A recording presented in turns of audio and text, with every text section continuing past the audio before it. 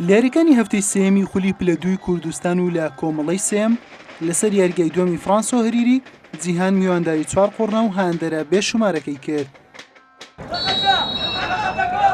لەگەڵ ئەوەی لە نیوە یەکەم چوار قوڕنە باشتر دەرکەوت و چەند دەرفەتێکی گۆڵ تۆمارکردنی هەبوو، بەڵام نیوە یەکەم بەبێ گۆڵ بە کۆتا هات.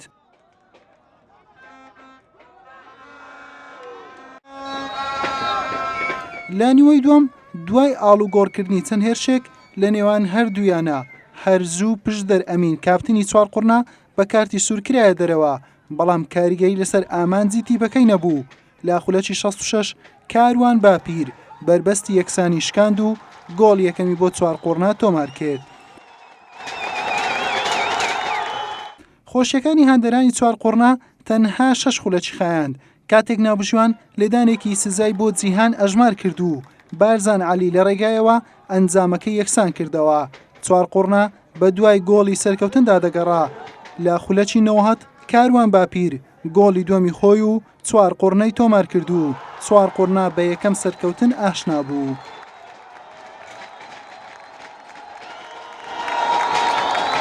ئامادەکارەکانی ئێمە بەڕاستی هاندەران چاوەڕی برنەوەیان لە ئێمە کردو کە یاری یەکەمان لەناو ساحەی خۆمان نەماتوانی بیبینەوە.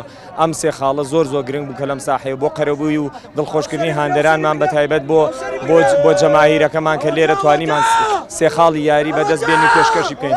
وڵی لەسەر یاریەکە ئەمە بە پلانێکی هێرشبەری تۆکمە یاریمان کرد، بە پلانێکی بتەتوان برێم چاردوو بوو لە ناو یاریگە خۆمان بوو، پێویستم بە برنەوەی بوو.